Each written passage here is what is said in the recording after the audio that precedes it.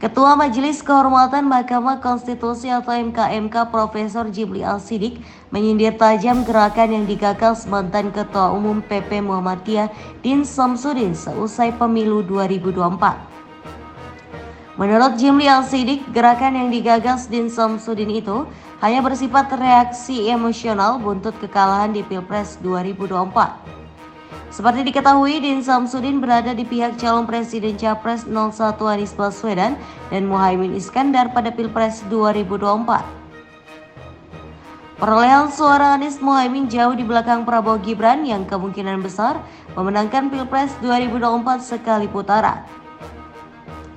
Usai hasil quick count dirilis dan perhitungan real count KPU berjalan, mendadak Din Samsudin membentuk gerakan yang menolak hasil Pilpres 2024.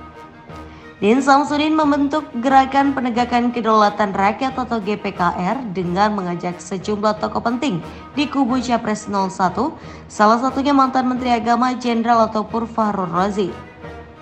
Gerakan Din Samsudin ini berkoar-koar menolak hasil Pilpres 2024 karena dianggap penyelenggaraannya penuh kecurangan.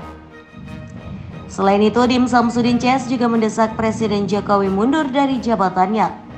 Menanggapi riak-riak ini, Profesor Jimli Al-Siddiq meminta agar Din Samsudin CS tenang dan mengikuti proses yang ada. Bahkan, Jimli menyindir Din Samsudin CS sebenarnya adalah tokoh-tokoh pintar dalam keadaan normal, namun karena politik pintarnya hilang. Sampai tokoh-tokoh besar, bintang 4, mantan gubernur, mantan menteri, mantan ketua ormas Islam besar, misalnya kan? Ya. Nah, supaya agak tenang dikit. Pakar-pakar yang pinter-pinter dalam keadaan normal biasa pinter.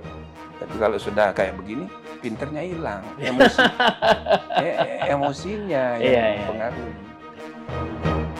Cara-cara yang ditempuh Din Samsudin CS menurut Jimli tak berbeda jauh dengan politik jalanan. Ya, emosi pakar sama emosi orang jalanan mirip-mirip aja kalau udah urusan kekuasaan mah. Dalam tayangan tersebut, Jimli Al-Siddiq juga prihatin dengan apa yang menimpa Presiden Jokowi setelah putra sulungnya Gibran Rakabuming Raka ikut dalam kontestasi Pilpres 2024. Menurut Jimli Al-Siddiq, publik dan para tokoh selama ini salah sasaran dengan menyelamatkan kebencian pada Jokowi. Padahal, kata Jimli, Jokowi tidak terlibat dalam majunya Gibran sebagai calon wakil presiden berpasangan dengan Prabowo Subianto. Nah, yang menarik adalah begitu Gibran dipilih oleh Prabowo, ya, bapaknya tidak melarang, marah orang. Iya. Maunya orang, bapaknya melarang dong. Nah, ya kan nggak bisa begitu. Nah, kenapa begitu? Ada juga harapan ya, supaya maka itu kan selama berbulan-bulan ini sejak ditetapkan, ya kan, yang dimarahin orang, dicaci maki Jokowi bukan Prabowo. Jadi Prabowo itu jadi menikmati, ya kan, padahal dia yang membuat keputusan, yang kena marah Jokowi. Orang tua. Kasihan juga.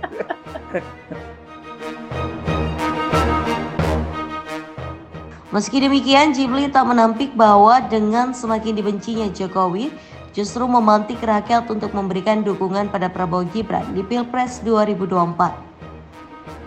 Sehingga menurut Jimli, kemenangan Prabowo Gibran bukan karena kecurangan, melainkan murni strategi politik. Akibatnya ya, orang makin banyak marah, benci kepada Jokowi, tapi sebaliknya yang mendukung dia, mencintai dia, makin banyak juga.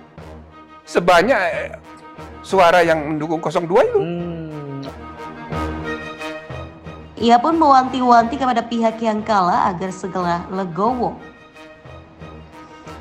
Jika terus-menerus menyuarakan ketidakpuasan hasil Pilpres 2024 dengan menuding berbagai alasan, dikhawatirkan bakal memancing konflik dengan pendukung Prabowo Gibran yang selama ini diam. Kalau ini dibiarkan emosi yang orang kalah ini, nanti lama-lama itu akan mengundang silent majority yang 60%. Marah juga sebaliknya. Jimli mengatakan sudah saatnya elit politik move on dari hasil Pilpres 2024 dan tidak membuat kegaduhan. Ia berharap pihak-pihak yang kalah menempuh jalur sesuai konstitusi, bukan politik jalanan. Nah ini kan psikologi politik aja, jadi kita mesti para pemimpin, para elit harus menyadari bagaimana move on gitu, walaupun pelan-pelan. Ya kan? Tadi saya bilang, jangan melampaui proses yang harus dihormati ini sampai tanggal 20 Oktober.